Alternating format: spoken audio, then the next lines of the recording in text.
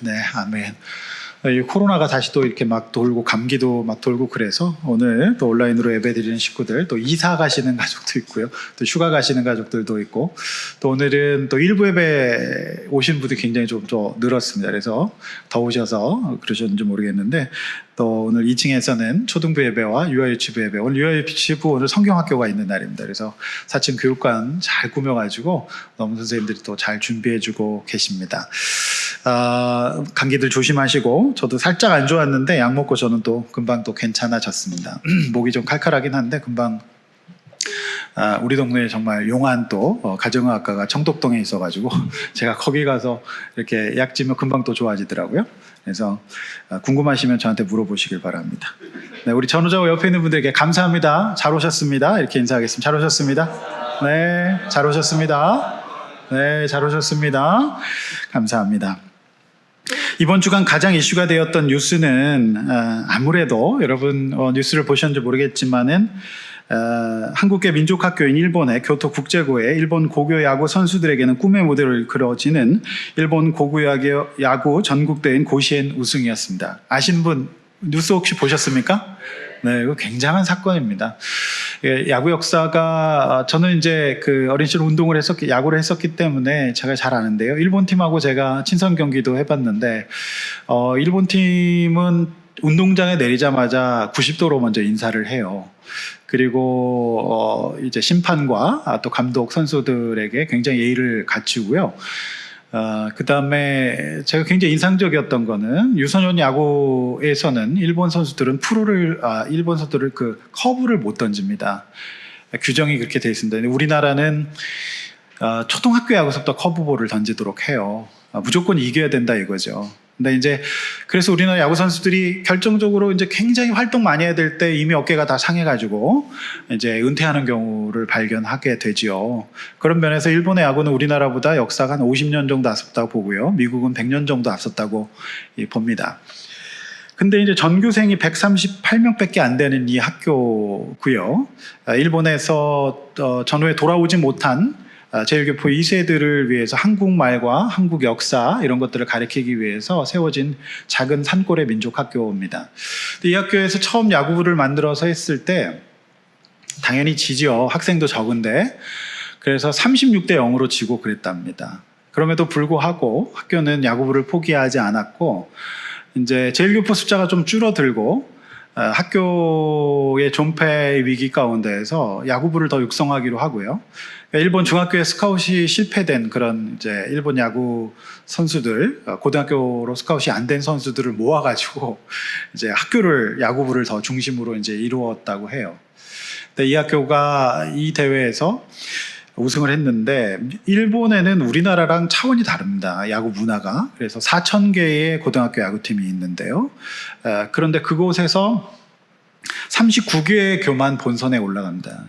가차없는 토너먼트 방식이기 때문에, 지금 우리가 잘 아는 메이저리그 이치로 같은 사람도 그 고등학교 때는 이 고시엔 구장에 한번 가보면 그것만으로도 영광이어서 그 흙을 떠다가 보관할 정도로, 그렇게 우리는 잘 모르지만, 그래서 이거를 우리나라 그 민족계 학교인 138명의 작은 학교, 지금은 사실 일본 선수들이 많지만 어쨌든 여기서 우승을 했는데, 제가 참 감동적이었던 거는 NHK에서 방송을 하는데요, 생방으로 굉장히 인기가 있습니다. 우리나라도 한때 이제 고교야구가 대단한 인기가 있었잖아요. 그 인기에 버금가는 건데 우승을 하고 이제 거기서 한국말로 된 교가를 이제 재창하는 거. 그래서 일본 전 열도에 한국말 교가가 이제 울려 퍼지는 그런 감동적인 장면이었습니다. 교가는 이렇습니다. 동해바다 건너서 야마토 땅은 거룩한 우리 조상 옛적 꿈자리, 아침 저녁 몸과 덕담 닦는 정다운 우리의 보금자리 한국의 학원, 이거를 한국말로 거기서 이렇게 하는 거예요. 참, 그래서 많은 그 교포들과 또 한국에서 응원도 갖고 그랬답니다. 근데 그 팀을 우승시켰던 지금 감독은 이 교토국제고를 36대 0으로 이겼던 상대방 학교의 선수 출신이랍니다. 그래서 이분이 나중에 다시 이 학교 감독으로 와가지고 이렇게 하는데, 다른 일본어는 다 안 들리는데 이 감독이 우리 학교에 재정이 없다는 말을 일본어로 우리 학교 데스 오카네 적다 이 얘기를 하더라고요. 그래서 그래서 공을 막 깨면서 써서 이게 알려져가지고 이제 그 기아에서 그 공도 지원하고요. 근데 학교는 산속 30m 걸어 올라가야 되는 데 있답니다. 그러니까 이제 자동적으로 체력 훈련이 되는데, 저는 이제 운동을 또 했었고 그 다음에 이제 목회자로서 굉장히 감동적이었던 영적 교훈은, 그 학교가 운동장이 좁아가지고 60m밖에 안 된답니다. 그러니까 구장은 적어도 110m, 90m 이렇게 나와야 되거든요. 근데 60m는 초등학교 야구입니다. 그러니까 이게 센터가 60m면 양쪽은 5m 더 줄기 때문에 더 작거든요. 그러니까 이 선수들이 타격 연습 못하고 수비 연습만 죽도록 할 수밖에 없는 환경이었다고 해요. 그런데 준결승에서 만난 팀이 굉장한 타격 강팀이었다고 합니다.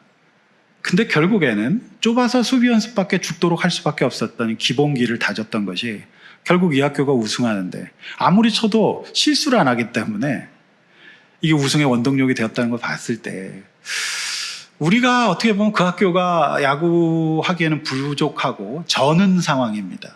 온전한 몸이 아니라 저는 상황이죠. 학생도 적고 구장도 적어요. 반 잘린 구장인데 그 상황에 오히려 그 학교가 우승하는데 결정적인 역할을 했다는 것을 보면, 우리 가운데 있는 어떤 부족함과 연약함, 또 우리의 어떤 이런 환경이 좋은 것이 꼭 좋은 것만은 아니다는 생각을 또 하게 되는 교훈을 얻게 됩니다. 그야말로 1947년에 소수민족인 그 교포들이 한국 문화를 지키기 위해서 만들었던 이 민족계 고등학교가 이제 비로소 우승하게 되면서 일본 열도에 큰 충격을, 또 감동을 주고 이 교포들을 위로한 역사는 그야말로 저는 씨름이었다 생각해요. 얼마나 그 힘든 삶이었겠습니까? 그 학교를 유지하고 우승하기까지. 그래서 수많은 뉴스가 계속 쏟아지고 있더라고요. 참 대단하다 싶은 생각이 들었습니다. 그래서 그 교가 장면은 한번 여러분 찾아서 한번 보십시오. 그 굉장히 감동적이에요. 그게 NHK 다 방송이 한국말 교가가 한국의 학원, 이게 이제 방송이 되는 거죠. 자, 오늘 우리는 이제 32장의 그 유명한 사건, 야곱의 분이엘 씨름 사건 앞에 서 있습니다. 자, 이 사건은 신구약 성경 통틀어서 굉장히 유명한 사건이고, 우리가 이 본문 앞에 드디어 서게 되었습니다. 지난주에 저는 이제 야곱이 라반과 헤어지고 잘 마무리를 해서 이제 헤브론으로 가까이 오는데, 이제 형 에서와의 만남을 앞두고 있는데 형이 400명을 이끌고 전쟁을 벌일 준비를 하고 있다는 소식을 듣고, 그가 기도 안 하던 그가 이제 기도할 수밖에 없었던 이 교과서적인 기도의 모범을 우리는 함께 다루었습니다. 자, 근데 기도의 밤이 끝났어요. 철야 집회가 끝나고 이제 그 밤을 지나고 그 다음날 이제 변함없는 환경 속에서 야곱은 이제 어떻게 하게 되는가? 자, 야곱이 어떤 행동을 하고 또 하나님은 그를 어떻게 다뤄주시는가? 이것이 오늘 저와 여러분이 함께 살펴볼 본문의 주제가 되겠습니다. 저는 오늘 야곱의 계명, 이름이 바뀌는 거죠. 이름은 그 사람의 존재 자체인데요, 이름을 바꿔주시고 야곱에서 이스라엘로 바꿔주시는 그 은혜가 오늘 있습니다. 참 놀라운 본문이거든요.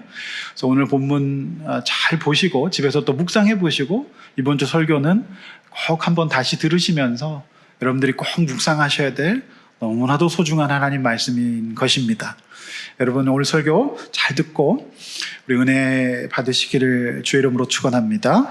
자, 이제 본론입니다. 첫 번째, 기도했지만 중심을 못 잡고 있는 야곱을 우리는 본문에서 확인하게 돼요. 13절에서 20절이죠. 자, 13절, 야곱이 거기서 밤을 지새고 그 소유 중에서 형 에서를 위하여 예물을 택합니다. 심히 두렵고 답답한 마음으로 하나님께 기도드리고 난 다음날 야곱이 한 행동은 형을 위해서 예물을 준비하는 것이었습니다. 자, 여러분, 이 야곱의 행동을 어떻게 평가하십니까? 네, 긍정적인 평가로는 그가 기도했지만 하나님 앞에서 이제 인간으로서 또 사람으로서 인간의 도리를 다하는 측면, 선물은 나쁜 게 아니잖아요. 그래서 선물을 준비해서 마음을 좀 전달하고 싶은 그 긍정적인 해석이 있고요. 또 하나의 해석은 그렇게 그가 감동적인 기도를 하고 나아갔지만 여전히 두려웠고 무서웠고 내가 이렇게 돈이 많으면 뭐 하는가, 형에게 목숨을 잃으면 다 끝나는 건데 라고 하는 그 두려움 때문에 자신의 전 재산에 가까운, 얼마인지는 모르기 때문에 어쨌든 이 엄청난 이 선물을 거의 뇌물로, 조공으로 바치고 있는 부정적인 해석, 이 두 가지가 있습니다. 여러분, 이 14, 15절에 이 마리수가 자세하게 나오는데 성경은 참 놀랍습니다. 이유 없이 기록된 성경은 없어요. 왜 이게 나와 있냐? 우리에게 다 교훈이 있기 때문입니다. 세어보시면 몇 마리죠? 550마리가 됩니다. 네. 세다가 포기하셨나요? 그런데 우리나라의 정주영 현대그룹 전 회장이 1998년 6월 16일 소떼 500마리를 끌고 육로로 판문점을 넘어서 방북했던 거 기억하십니까? 네, 그 사건이 있었어요. 그때 참 장관이었죠. 그 아산 농장에서 간척지에서 사육한 정말 좋은 우리나라 한우를 싣고 이렇게 북한으로 올라갑니다. 그때 정 회장님이 이제 많이 늙으셨을 때인데 중절 못 쓰고 이렇게 거기 가서 고향으로 이제 가는 모습 참 감동적이었습니다. 그런데 여러분, 이 마리수, 물론 이제 종목은 좀 달라요. 근데 이 당시 수천 년 전에 창세기 시대의 550마리는 대단한 숫자인 겁니다. 이거는 국가 간에 거의 이거는 바치는 어떤 그 조공에 가까운 엄청난 숫자거든요. 전쟁 진 다음에 하는 그 정도의 어떤 조공이에요. 그러니까 정주영 회장보다 사실은 그 당시는 훨씬 더한 걸라고 보여지죠. 그 시대에 그 목축이 발달하지 않고 있던 시대에 이 정도 숫자를 형에게 보낸다는 거는 두 가지 해석이 있을 수 있어요. 일단은 형에게 정말 그렇게 마음을 표시하고 싶은 마음도, 고마운 마음, 미안한 마음도 있겠지만은 저는 이제 이 본문, 이 이후에 이제 문맥을 좀 살펴봤을 때 야곱의 불안과 야곱의 어떤 그 두려움과 야곱의 걱정이 고스란히 묻어나는 장면이라고 저는 생각해요. 이 정도로 컸던 겁니다. 16절에 이것을 각각 때로 나눠요. 그리고 그 종들을 자신보다 앞서 건너게 하면서, 물론 이렇게 또 하는 이유는 뭘까요? 먼저 보낸 한때가 전멸했을 때를 대비하는 겁니다. 그래서 17절 야곱은 앞선 종에게 당부하기를 너희가 누구냐고 묻거든 18절 주의 종 야곱의 것이고 이 예물은 주 에서에게 보내는 외교적 이게 용어잖아요. 주 에서에게, 형제간의 말이 아닙니다. 그리고 야곱은 이제 뒤에 옵니다. 이렇게 말하라고 지시합니다. 19절 그때 야곱이 구체적으로 세 때로 나누었습니다. 20절 야곱이 이렇게 했던 이유를 조근조근 설명하고 있는데 야곱의 진심이 묻어나는 발언이 나오죠. 20절 하반절에 형이 혹시 나를 받아주리라. 야곱은 정말 불안하고 두려워서 그렇게 기도를 했어요. 지난주에 하나님 앞에 마하나임의 그 군대를 보면서 위로받았어요. 그 마하나임 군대잖아요. 형이 400명 오면 하나님 군대로 너를 보호해 줄 거니까 걱정하지 마라고 해서 언약 말씀 붙들고 기도했지만 날이 새고 중심이 안 잡히는 거예요. 기도는 어제 일이고 오늘 내가 살아야 되는데 도저히 마음이 안 잡히는 겁니다. 미치겠고 불안하고 답답하고 이렇게 이제 되어서 때를 나누고 혹시 형이 나를 받아주라, 즉 기도했지만 하나님이 안 보여주실 것 같다는 생각을 갖고 있었던 것 같아요. 그러니 그가 이후에 나오는 일련의 행동을 하게 되는 것으로 보았을 때 야곱의 이 선물을 긍정적으로 보기에는 사실 좀 어려운 면이 있어 보입니다. 거의 사실은 뇌물에 가까운 모습이라고 볼 수가 있는 것이죠. 사랑하는 성도 여러분, 저는 이 야곱의 모습을 보면서 사실 이번 주 이 설교를 준비하면 사실 내내 제 마음이 많이 무거웠고 또 제 속에서 저를 보려고 많이 애를 썼습니다. 근데 제가 내린 결론은 야곱은 목사 저라는 생각을 하게 되었어요. 내가 야곱이구나. 또 우리 야곱은 저뿐만 아니라 우리 주변에 있고 이 시대 교회 가운데 야곱들은 많다. 그래서 예수 시대가 아니고 어쩌면 야곱 전성 시대라고 말할 수도 있을 것 같다 싶은 생각이 들었어요. 여러분, 우리가 그렇잖아요. 우리가 예배 드리고 은혜 받고 기도하고 말씀 붙들고 가지만 현실 속에서 우리는 늘 무너져요. 말씀의 의식이 우리를 통제하고 있지만 위기의 순간을 맞이할 때 이 의식을 뛰어넘는 우리의 살아온 습성과 무의식은 우리를 지배합니다. 그래서 우리는 곧잘 그렇게 은혜롭게 기도하고 예배 드리고 나서도, 철회하고 나서도 이런 모습을 볼 수가 있습니다. 성도 여러분, 누가 야곱 탓을 할 수 있겠습니까? 저는 야곱을 탓할 양심이 저는 안 되더라고요. 사실은 어제 제가 참 잠이 안 오더라고요. 그래서 야곱처럼 날이 새는 것을 봤어요. 그래가지고 오늘 이제 아침에 일찍 일어나서 예배당 문 열고 에어컨 켜놓고 바깥에 나가서 이렇게 쭉 보는데 여기 앞에 화단에 풀이 다 깎여 있더라고요. 그래서 요즘에 구청에서 잘 안 깎는데 구청에서 깎아줘서 얼마나 감사한지 몰라요. 그것도 위로받았습니다. 그래서 이 야곱의 마음을 조금 많이 생각할수록 이 모습은 누구를 탓하거나 정죄하거나 가르치는 본문이 아니고 저와 여러분이 그렇다는 현실을 보여주시는 것 같고요. 자, 이 상황 속에서 하나님은 어떻게 야곱을 대하시는가? 이게 오늘 본문의 매우 중요한 또 내용이 되겠습니다. 우린 믿기는 믿고 기도도 합니다. 기도의 일이 어제의 일이고 머리 굴림과 염려는 오늘의 일인 겁니다. 근데 참 놀라운 거는요, 보통 사람이 마음이 무너지면 그냥 계산 잘 안 되고 합리적인 판단 안 되고 그냥 우울해서 방 안에 누워있거나 사람 안 만나고 이렇게 되는데 참 야곱은 대단해요. 자포자기라는 게 없고요, 정신줄 놓는 거 없고, 야곱은 이때가 되면 오히려 더 머리가 잘 돌아가요. 그리고 굉장히 꼼꼼해집니다. 사람이 치밀해지고. 요거는 제가 봤을 때 굉장히 독특한 정신작용인 것 같아요.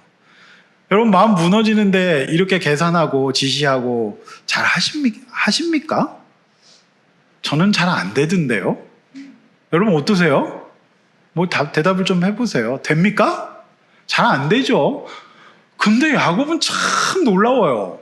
이때가 되면 굉장히 머리가 잘 돌아가면서 막 이렇게 대단한 것 같아요. 자, 기도라는 것은 무엇인가를 우리는 생각을 해봐야 되는데요. 이 본문을 보면서 두 가지 반응이 있을 수 있어요. 나는 어차피 야곱처럼 또 그럴 거니까 나는 막 통성기도나 뭐 이런 거 하지 않겠다. 왜? 하고서 못 살 거니까 난 깔끔하게 안 하겠다라는 분들도 계실 수 있어요. 여러분 보세요. 기도 정말 많이 하고 막 이러시는 분들을 보면 나도 저래야지라는 생각이 드십니까? 아니면 난 사실 좀 천천히 변하고 잘 못할 거니까 나는 잘 못해라고 생각하십니까? 사실 그런 분들 많이 계시거든요. 근데 오늘 이 본문을 보면서 그럴 거면 안 해야지라고 하는 해석은 사단의 해석입니다. 네, 기도는 일단 하셔야 됩니다. 야곱이 그나마 언약 붙들고 기도했기 때문에 응답받은 거예요. 여러분, 에서는요 굉장히 나이스한 사람이에요. 에서는 말을 바꾼 적이 없어요. 그리고 뒤에 보면요, 에서는 쿨하게 용서해요. 에서는 정말 인간적으로 세상적으로 멋져. 일도 잘하고 짐승도 잘 잡고 잘 나가요. 그 다음에 얼마나 부자인지 이 야곱보다 더 부자예요. 그러니까 안 받아요. 필요 없어. 형은 충분히 많다. 그런데 여러분, 야곱이 떠나있던 20년 동안 집안 분위기는 완전 육적인 분위기로 바뀌었어요. 그러니까 이런 에서의 특징은 뭐냐면 굉장히 잘 나가고 똑똑하고 나이스한데 영적인 것에 관심이 하나도 없어요. 근데 우리 문제적 인물 야곱은 오늘날의 우리 현대 그리스도인들을 보여주고 있는데 참 안 나이스한데 그래도 있는 건 뭐냐면 은혜를 사모하는 거 하나 있어. 그래도 주일날 꾸역꾸역 예배 나와요. 그래도 그 목사가 이렇게 뭐 연락드리면 그래도 답해 주세요. 어떤 뭔가 이런 영적인 것에 대한 마음이 있어요. 여러분, 근데 결국에 최종적으로 누가 승리자냐? 여러분, 에서는 역사 속에 사라져요. 하나님이 개입하시는 인생. 크게 이제 이게 좀 다른 겁니다. 근데 집안 분위기는 완전히 달라져 있는 것을 볼 수 있어요. 굉장히 육적이 되죠. 자, 기도는 나쁜 게 아니에요. 기도는 하셔야 됩니다. 그나마 기도했기 때문에 됐습니다. 근데 이제 기도를 안 하시는 분은 먼저 일단 기도하는 적용을 하셔야 되고요. 두 번째, 기도하신 분들 같은 경우에는 사실 기도한 다음에 현실 속의 반응까지 우리가 해야 될 일이라는 것을 오늘 본문은 알 수 있어요. 근데 참 기도한 만큼 우리가 그대로 못 사는 측면이 있지요. 그렇지만 중심을 잡고 우리가 기도했으면 그 기도한 대로 반응해야 되는데 야곱은 지금 사실 그게 안 되는 모습으로 볼 수밖에 없는 거죠. 또 본인이 쓸 수 있는 카드가 있으니까요. 네.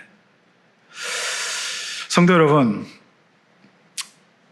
저는 목회하는 사람이죠. 성도들 왜 기도해요? 그런데 이제 이 성도들의 변화와 성장과 또 교회들을 보면 때로는 참 답답하고 인간적인 마음이 들 때가 있어요. 그때마다 저는 중심을 잘 잡고 그래도 하나님께서 인도하시고 길러주시고 이끌어주시면 믿는 것이 우리 목회자가 해야 될 일이죠. 자식을 기를 때도 마찬가지일 것 같아요. 아이들이 헤매고 방황하고 말 안 듣고 그럴 때 우리 부모님들이 믿고 기도하시는 수밖에 없는 거지요. 근데 막상 일이 벌어지는 현장 속에서는 중심 잡기가 참 어려워요.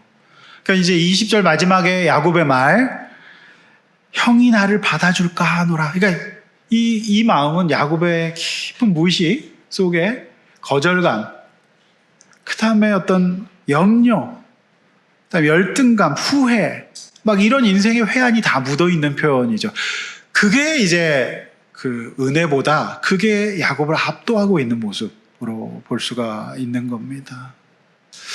근데 저는 야곱의 인생을 보면 이해도 돼요. 여러분, 라반 밑에서 20년 일하고 나면 이렇게 됩니다. 10번을 말을 바꾸고 크고생을 하고 또 그 전에 야곱은 어머니의 사랑만 잔뜩 받다가 어느 날 갑자기 쫓겨나서 돌베개 베고 오늘 찬송 부른 것처럼 그렇게 정처 없는 길을 떠나는 그런 삶을 살지 않았습니까? 제가 볼 때 야곱의 삶이 중심 잡기가 꽤 쉽지는 않은 상황이었다. 다 이유는 있는 겁니다. 자, 잠언 4장 23절 한번 같이 읽어보시죠. 시작. 모든 것을 지킬 만한 것 중에 더욱 내 마음을 지키라. 생명의 근원이 이에서 남이니라. 오늘 잠언 말씀은 마음을 지켜야 되고 그것이 결국 생명의 근원이 된다. 야곱은 말씀 붙잡고 기도해서 잡았다가 놓친 겁니다. 그래서 여러분, 우리 마음을 잘 지켜야 되는데 그 마음을 지켜주는 것이 무엇입니까? 우리 하나님 말씀밖에 없는 거죠. 우리 하나님 말씀 앞에서 꼭 마음을 지키셔야 됩니다. 그래야만 합니다. 근데 이 마음 지키기가 그렇게 어려운 겁니다. 어렵죠. 야곱이 저와 여러분이잖아요. 어려워요. 그렇지만 그래도 해야 됩니다. 근데 오늘 본문의 야곱은 그 마음을 못 잡고 있어요. 그러면 어떻게 되느냐? 그러면 하나님이 우리를 이렇게 헤매고 중심 못 잡고 인간적인 방법을 쓰고 있는 우리를 어떻게 하시느냐가 이제 두 번째 내용인 거예요. 여기에 오늘 본문에 중요한 포인트가 있는 것입니다. 두 번째 21절에서 32절까지 에서보다 야곱을 먼저 바꾸시는, 계명하시는 이 은혜를 보게 됩니다. 자, 21절에서 23절 보면 여기서 야곱이 특이한 행동을 합니다. 세 대로 나눌 예물들을 다 보내고 두 아내와 여종과 11 아들들 가족과 함께 야복 나루를 건넙니다. 그런데 24절 보면은 굉장히 저는 사실은 다시 봤는데 어떻게 이럴 수 있을까? 자, 22절에 보면은 아내와 두 여종과, 그러니까 4명의 아내와 11 아들, 딸을 하나 12까지 이렇게 야복나루를 자고 있는 애들 깨워서 보내요. 왜 그랬을까요? 밤에 그나마 조금 안전하다고 하니까. 그런데 야복강이 얼마나 깊었는지는 모릅니다.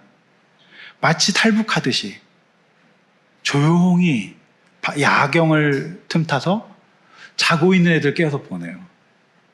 이게 사실 쉬운 행동 아니잖아요. 야곱이 얼마나 불안했으면 이동이 은밀하게 하고 싶었던 겁니다. 근데 특이하게도 야곱은 그렇게 처자식 다 보내고 자기 혼자 다시 돌아옵니다.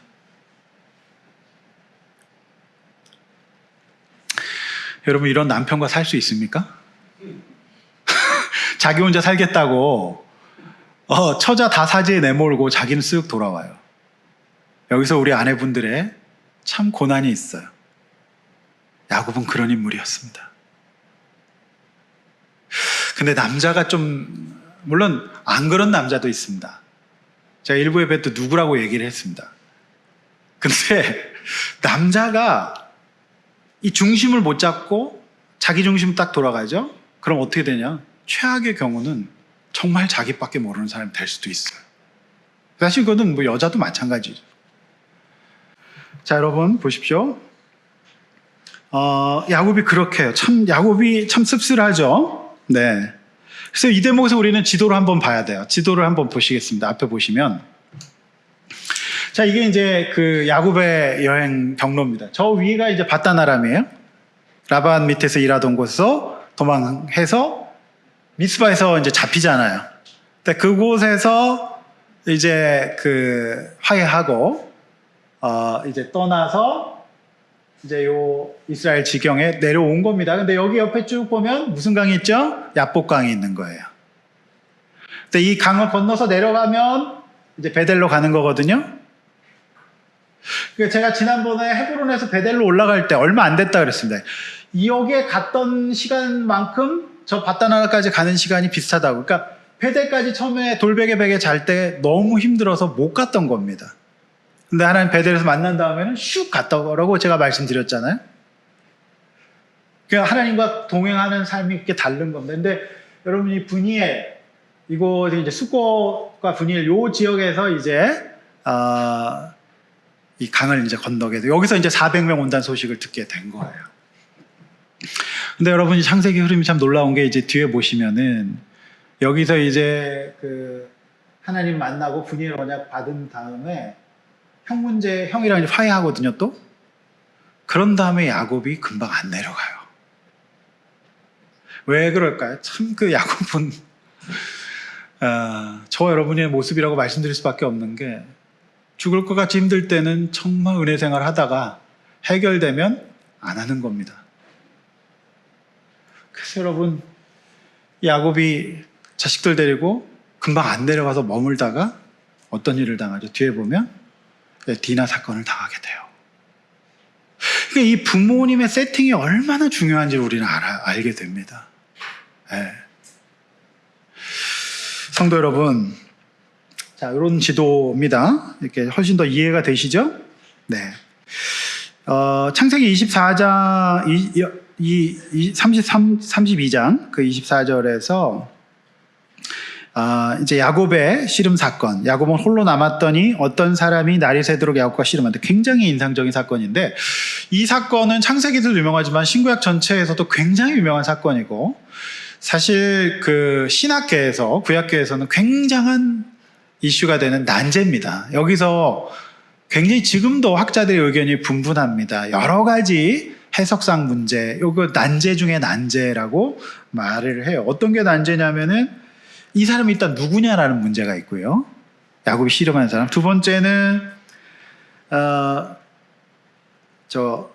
어떻게 하나님이라고 한다면 하나님이 인간과 질 수 있느냐, 이 문제 있고, 또 하나의 문제는 왜 새벽이 동이 트니까 가려고 하느냐, 이런 문제들, 뭐 여러 가지 난제들이 있습니다.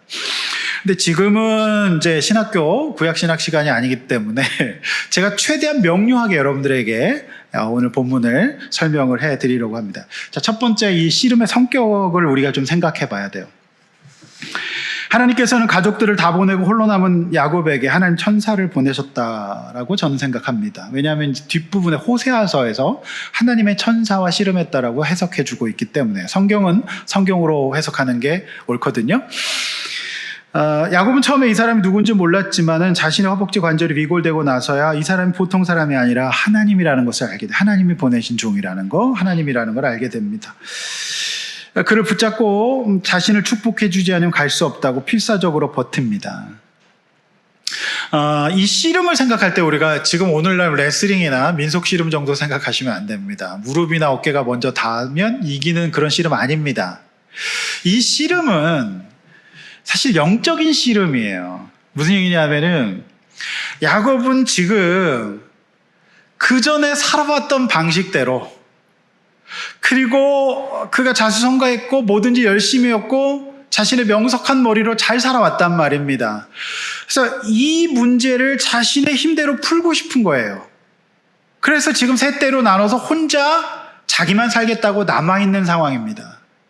이 상황에서 하나님이 천사를 보내셔서 그와 씨름하셔서, 제가 볼 때는 이거는 일종의 상담이자 설득이자 또는 일종의 목장 같은 구조, 양육의 구조였다고 생각해요. 여러분, 저는 상담을 하는데 상담하는 사람은 사실상 내담자와 씨름할 때가 있어요. 제가 직면하면 또 내담자는 마음을 닫고 거절하기도 하고 저항하기도 합니다. 그럼 또 기다려야 돼요. 그러면서 또 다시 더 집중합니다. 이게 일종의 씨름 과정과 비슷하거든요. 그래서 내담을 하고 나면 기운이 쫙 빠집니다. 근데 저는 강철 체력으로 스트레이트로 계속 가거든요. 그러니까 이제 배가 엄청 고프죠. 그렇지만, 그러니까 이 씨름의 성격은 하나님이 보내신 천사와 영적 씨름, 설득하고, 야곱아, 너 그렇게 살면 안 돼. 저 살려주세요. 전 살고 싶어요. 막 이러면서 그날 밤에 집회하면서 기도하면서 막 씨름하는 그런 모습이라고 해석할 수가 있는 것입니다. 호세아서 12장 3절, 이 본문을 해석한 호세아서 말씀 한번 읽어보겠습니다. 시작.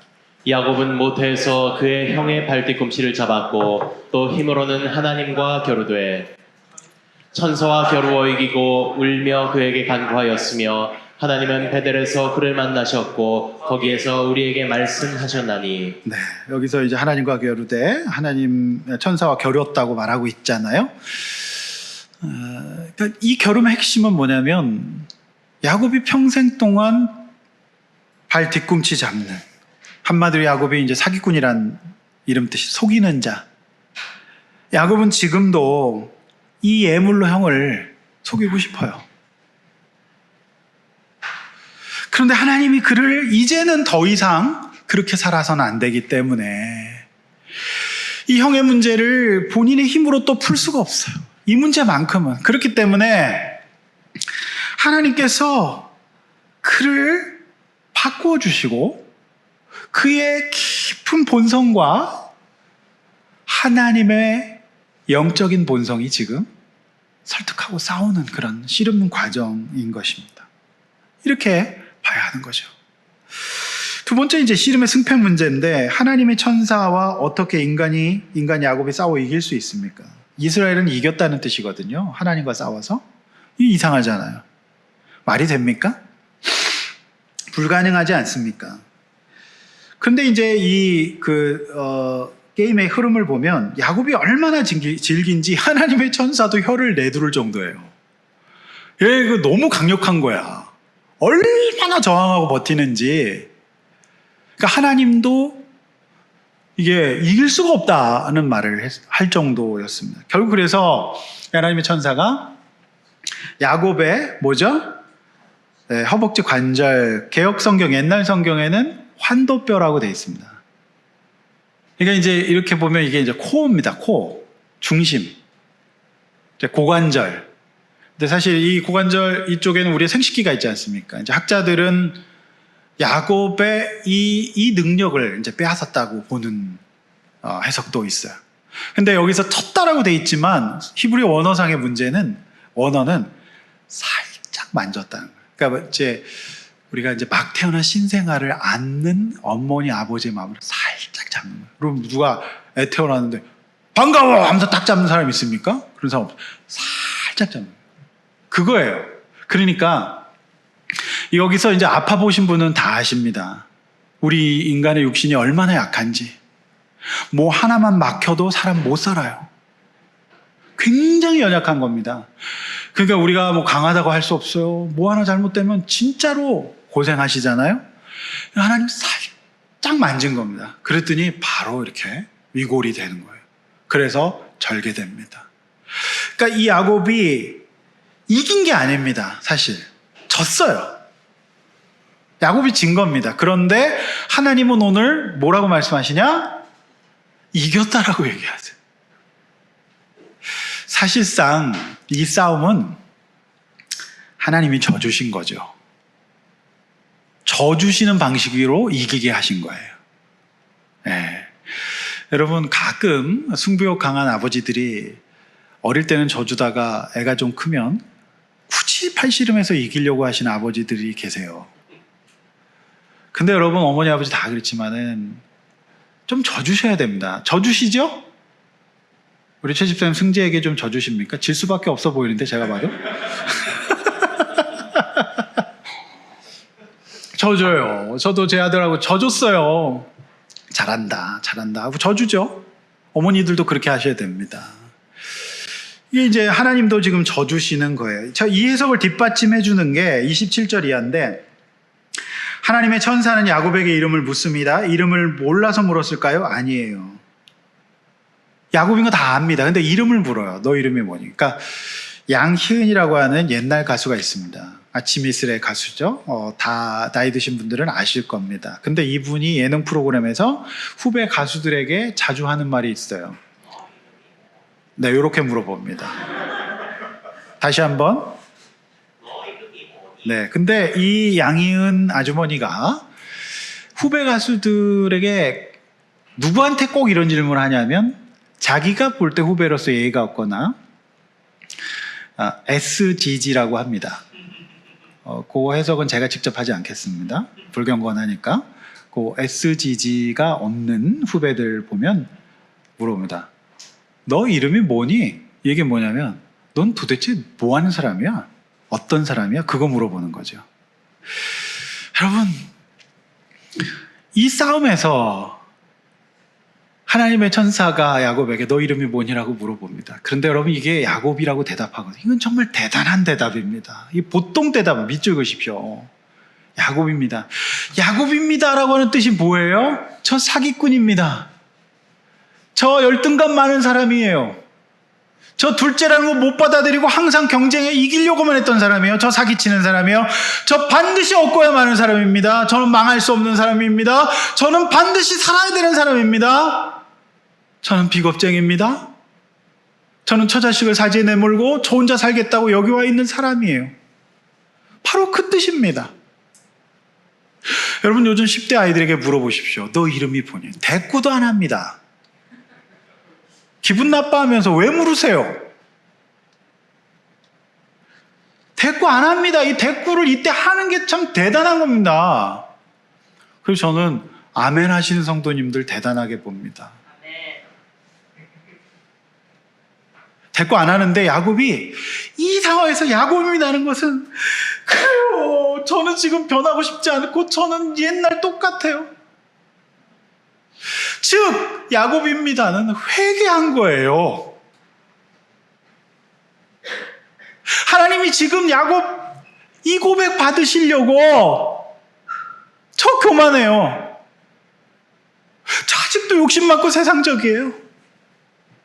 그거 지금 받고 싶으셔서 이 씨름하시. 근데 안 해요, 얘가.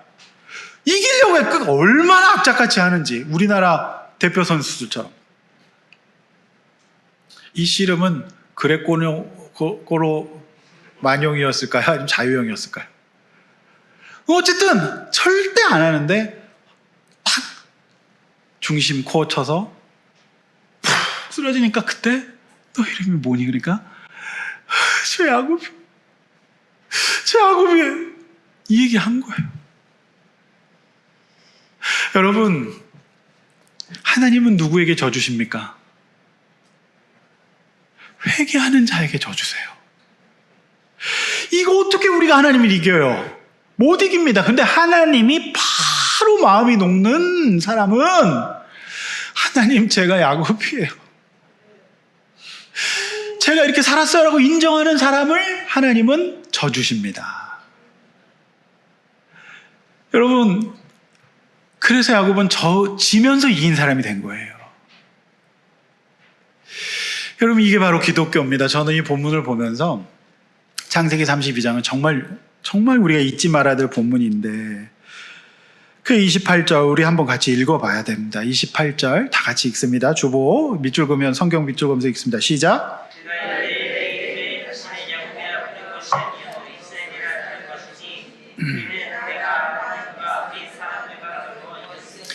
여러분, 고개 들어 절 보십시오. 하나님이 야곱의 이름을 계명시켜 주십니다. 그래, 네가 인정했지. 내가 알아. 그거 모를 리 없어요. 네가 얼마나 네 의가 세고 너의 힘과 의지로 그렇게 기도하고서도 그렇게 치밀하게 머리 굴리는 너 내가 알아. 하지만 이제 내가 너가 회개하고 인정했으니까 너를 이제 야곱, 이런 창피스러운 이름 없애고 너의 이름을 이스라엘이라고 줄게. 이스라엘 뭡니까? 지금 이스라엘 국호 아닙니까? 하나님과 겨루 이긴 자, 내가 너에게는 승리하게 하겠다, 내가 져주겠다라고 하는 놀라운, 하나님과 싸워 이긴 자라고 하는 칭호를 주셔서 이제 야곱이, 그동안 그렇게 살았던 야곱이 그 삶을 치우고 이제 예수님의 조상, 12지파의 조상이 되는 변화를 얻게 되어서 그런 은혜를 받게 되는 것입니다. 우리 교회 오늘 예배드리고 계신 분들도 제가 알기로는 2분 정도가 계명을 하신 걸로 알고 있습니다. 그 세상의 이름의 계명도 중요하지만 저는 오늘 계명하신 2분이 이스라엘의 계명의 은혜를 받기를 소원합니다. 할렐루야. 살짝 저도 이 본문을 보면서 이름을 바꾸고 싶은 생각이 조금 들었어요. 제가 이씨였으면 스라엘로 지었으면 좋았겠다. 근데 스라엘은 아직 없더라고요. 성도 여러분, 하나님이 그렇게, 하나님 제가 그래요 라고 했을 때 여러분 이름 바꿔주시고 여러분 인생을 다른 차원의 인생으로 바꿔주시면서 개입하시는 은혜, 이것이 바로 기독교예요. 여러분, 저는 이것이 복음이라고 보는데요, 결국 예수님께서는, 여러분, 우리가 결국 누구랑 싸운 건지 아십니까? 우리 하나님이랑 싸운 거예요. 결국에는 하나님이랑 싸웠는데 싸우고 있는 우리에게 그래도 하나님 제가 야곱이에요 인정하고 나가는 사람에게 쳐주시고 구원해 주시는 겁니다. 결정적으로 2000년의 예수 그리스도가 이 땅에 오신 것은 하나님이 쳐준 거잖아요. 우리가 율법을 못 지켜요. 우리가 안 되잖아요. 그러니까 하나님이 쳐주시는 거예요. 쳐주시고, 그래요, 내가 죄인입니다, 나의 주 나의 하나님 나를 다스려 주세요 인정하는 사람에게 하나님이 이스라엘 구원의 허락을 주셔서 내 힘만으로 사는 게 아니라 하나님의 은혜로 살게 되는 간증하는 인생으로 바꿔주시는, 바로 창세기 32장은 복음 사건인 것입니다. 여기까지 설교해야 바른 설교라고 저는 생각했어요. 이건 복음을 예표하고 있는 겁니다. 여러분, 하나님 우리에게 져주지 않으면 어떻게 우리가 지금까지 살 수 있겠습니까? 근데 왜 하나님이 우리에게 져주시나요? 야곱 같은 우리를 오늘 예배드리고 내일 은혜 잊어버리고 현실로 돌아가서 지독히 인간적인 우리를 왜 용서해 주시나요? 그건 설명할 수 없어요. 하나님이 그냥 사랑하셔요. 저 여러분들에게 져주세요. 그 은혜가 아니었다면 우리는 하나님이 슬쩍 건드리면 못 삽니다. 성도 여러분, 29절 야곱은 하나님이 천사에게 이름을 알려달라고 해요. 이때 좀 가만히 있으면 될 텐데 근데 또 이름 알려달라고 해요. 지금으로 치면 전화번호 좀 주세요. 또는 명함 하나 주세요. 요거겠죠? 예? 여러분, 근데 여기서 좀 이상하잖아요. 이게 보면 이 하나님의 천사가 날이 밝자 막 도망가려고 그래요. 이것도 이상하죠. 이거 사실 난제 중에 또 난제거든요. 여러분, 영화, 공포 영화들 보면은 귀신은 꼭 언제를 제일 두려워하죠? 날이 새면. 그래서 빛이 빛, 안 돼! 하면서 막 사라지잖아요. 영화 곡성 그 영화 보면은 이 귀신들이 이제 새벽 되면은 이제 사라지잖아요. 그런 걸까 좀 이상하지 않습니까? 근데 여러분, 구약신학자 이제 폰 나드라고 하는 분이 이렇게 해석했어요. 이거는 하나님이 우리를 보호하시는 방법이다. 왜요? 이 당시 사람들은요, 하나님을 뵈면 살 수 없었다고 생각하고 있었기 때문에 하나님이 진짜 이제 인식을 해버리면은 야곱이 힘들까봐 사라지신 이런 은혜의 배려였다고 여러분 보실 수가 있는 겁니다. 30절, 야곱은 그곳의 이름을 뭐라고 졌습니까? 뭐라고 짓죠? 분이엘입니다. 분이엘은 히브리어인데요, 두 가지 합성어입니다. 분이가 얼굴이고요, 엘이 하나님 엘로힘입니다. 그러니까 우리 앞으로 히브리어로 정말 멋있으신 분들에게는 분이가 예쁘시네요. 네, 우리 옆에 있는 분, 분이가 멋있습니다. 이렇게 인사합시다. 네, 분이가 끝내주시네요. 분이엘이에요. 네, 여러분, 부산에 가면은요, 기독교 사학 고등학교 중에 분이엘 고등학교라고 있습니다. 아시는 분은 아실 겁니다. 분이엘 고등학교, 유명한 학교인데요. 분이엘 고등학교라고 있는데, 저는 그 생각했어요. 분이엘 고등학교 다니는 아이들은 다 저는가? 분이엘 출신들은 좀 절어야 됩니다. 성도 여러분, 이게 참 이제 우리가 전다는 이슈를 또 보게 되는데, 이후에 이제 제가 계속 다루게 될 겁니다. 전다는 거. 그러니까 이게 근데 이후에 이 세상의 교육은 자아 성취를 강조합니다. 할 수 있다, 해라, 성취를 읽고 계속 자아 성취. 그래서 많은 사람이 지금도 자기계발서를 엄청나게 읽잖아요. 그런데 여러분, 현대에 자아 성취가 되고 뭔가 인간의 과학이 발달하고 성장하는 것 같은데, 참 아이러니하게도 사람들의 우울과 여러 가지 정신 증상은 더 많아지고 있어요. 성경은 창세기서부터 자아 성취뿐만이 아니라 자아 부인을 요구하고 있습니다. 이게 기독교예요. 야곱은 자기가 이 예물 정도면 될 거라고 생각했어요. 능력도 있었지만 만약에 진짜로 이 예물을 가지고 야곱이 너무나도 기름이 번지르하고 성공한 모습으로 에서에게 나갔다면 에서에게 칼 맞아 죽습니다. 그는 속인 자였고 형의 뒷발꿈치를 잡은 자였으면 형에게 나타날 때 겸손하게 나타나야 돼요. 더군다나 그가 밤새도록 씨름한 초췌한 얼굴로, 더군다나 멀쩡히 떠났던 그 아이가 절며 나타났을 때, 그래도 쌍둥이 형제이기 때문에 얘를 보면 에서는 나이스하고 쿨한 사람이라니까요. 팥죽 팔 때부터 알아봤어. 그래서 그냥 품고 울어요. 그게 에서입니다. 그래서 이 모든 세팅은 하나님의 세팅이었어요. 할렐루야. 성도 여러분, 살다 보시면 안 절고 싶으는데 자꾸 절게 되지 않으시던가요?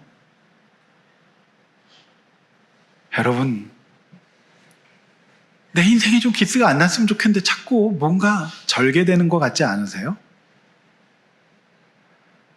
제가요, 30대에서부터 40대 굉장히 잘 나갔거든요. 근데 제가 교회를 개척하고 6년, 7년 맞으면 자꾸 저는 것 같아. 말이 잘 안 나와. 그런데 저는 정말 이곳이 분이라고 생각하는 게, 하나님 앞에서 제 주제와 제 연약함과 제 교만을 보는 과정이 6년, 7년 과정이었고 앞으로도 그렇게 될 것 같아요. 제가 이번 주에 옛꿈 선교회라고 참 진짜 그 어렵고 연약한 교회들, 사모님과 예배드리는 교회, 교인이 5명, 10명 안 되는 교회, 이런 교회를 굉장히 큰 교회 사역하셨던 목사님이 조기 은퇴하시고 그 단체를 섬기시는 분이 계세요. 그래서 경기 남부 지역 모임이 있어서 제가 갔는데 저는 거기서 야곱을 봤어요. 여러분, 제가 그 모임에 딱 가니까 목사님도 저한테 뭐라 그러는지 아세요? 새롭게 하소서 나가신 큰 교회 목사님이 오셨다고. 저한테 큰 교회 목사님 오셨다고 그래요. 제가 가보니까 정말 사모님과 함께 예배드리고, 또 이 동네에서 얼마 전에 개척하신 목사님 계시더라고요. 이 리안 빵집이라고 보이는데 그 빵집 3층에 있는 교회인데, 그 뒤늦게 이렇게 하셔가지고 교회 예배당에 방송실 있는데 맞고 저기서 살림을 내고 거기서 사셨대요. 근데 이분들이 그렇게 정말 아무도 감당하지 않는 사람들을 데리고 20년씩 다 하신 분들이에요. 저는 그분들의 얼굴 속에서 야곱을 봤어요. 근데 제가 했던 모임 중에 가장 편안하고 사실 저의 자존감을 많이 올려주시더라고요. 그리고 겸손하셨고, 그럼에도 불구하고 자신들의 받은 사명과 소명을 끝까지 감당하시려고 하시는 분들이었어요. 이미 이분들은 그 중심이 다 꺾였어. 더 이상 꺾을 것도 없어. 내가 볼 땐 좀 더 세웠으면 좋겠을 정도야. 그런데 그 모임에 저는 성령께서 임재하신 게 느껴졌어요. 모든 게 배울 거였고 모든 게 감사해 보였어요. 작은 것에 감사하시더라고요. 내가 얼마나 회개했는지 몰라요. 내가 야곱이구나. 그러니 어젯밤에 제가 이 설교 준비하면서 잠이 안 오더라고요. 결국에는 교회는 목사가 변해야 되는데 내가 변하지 않으면 아무 일도 일어나지 않겠구나. 내가 변해야 되겠구나. 내가 얼마나 하나님 앞에서 꺾여야 될 게 많고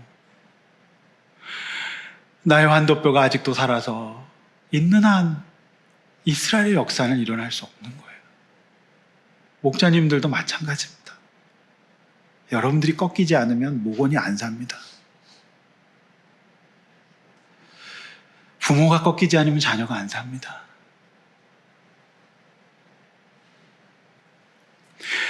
여러분,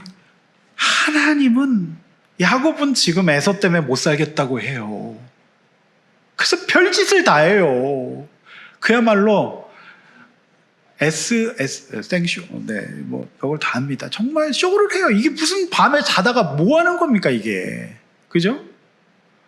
그런데 하나님이 야곱을 만나주시고 이름 바꿔준 이 변화를 받으니까 이후 문제는 일사천리입니다.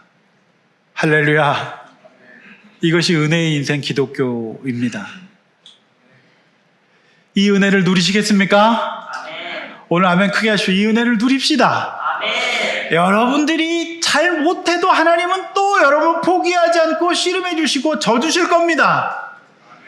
그래도 여기까지 우리 함께 왔으니까 하나님이 앞으로 반드시 여러분에게 씨름해 주시고 이겨 주실 것을 저는 믿습니다.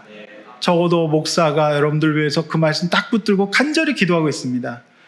저는 그날을 봅니다. 그래서 제가 오늘 아침 1부 예배 때 찬양이 우리 오늘 꿈꾸며 하나님의 씨앗을 뿌린다. 꿈꿀 수 없어 무너져도 반드시 이 땅 백성을 새롭게 하실 것이다. 고개들을 절 보아주세요. 다 눈을 맞춰주세요. 여러분 도망갈 수 없습니다. 여러분 이름 바꾸십시다. 아멘. 아멘 좀 해주세요. 아멘 해주세요. 집사님은 아멘을 안 하고 이름 바꾸십시다. 아멘. 여러분들 하나님께서 만나주시고 새롭게 해주시는 은혜가 있을 줄로 믿습니다. 말씀을 맺습니다. 기도는 한 후에 현실 반응까지 들어가야 되고요. 인생의 압복강에서 우리는 하나님을 만나야 합니다. 그리고 이때 철저하게 자신을 돌아보고 야곱이 아닌 이스라엘로 살아갑시다. 그때 감당할 수 없는 기적과 은혜, 회복의 은혜, 겸손케 하는 은혜, 사람답게 살게 하시는 은혜가 여러분 가운데 있을 줄로 믿습니다. 이렇게 한번 나눠보시죠. 기도합니까? 기도하고 난 뒤에 막상 현실 앞에서 우리가 이렇게 무너질 수가 있지만 하나님이 여러분도 찾아와 주시고 여러분 져주실 겁니다. 할렐루야. 나는 어떤 사람입니까? 저는 이 본문을 보면서 정말 저를 돌아보게 되었고, 오늘 이 시대에는 절고 있는 야곱들이 많이 있다는 것을 제가 모임을 통해서 보게 됐어요. 여러분, 저는 거 부끄러운 거 아닙니다. 여러분, 저는 거 부끄럽지 않아요. 그것이 오히려 하나님 앞에서 우리가 복받는 길이 될 것입니다. 하나님과 사람 앞에서 인정하고 회개함으로 우리 새 사람 될 수 있길 원합니다. 우리 주님과 같이 우리 찬양하고 기도하고 예배를 마치겠습니다. 들은 말씀 생각하면서 주님 내 마음 만져주시옵소서. 찬양하며 기도하겠습니다. 주님과 같이, 주님과 같이 내 마음 만지는 분은 없습니다. 내 마음 만지는 분은 없네. 오랜 세월 찾아 나날았네. 내게 주밖에 없네. 주 자비가 같이 주 손길 치료. 아버지, 우리 성도들을 치료하여 주시옵소서. 고통받는 자여 아멘. 품어주시옵소서. 져주시옵소서. 주밖에 없네. 주님과 같이, 주님과 같이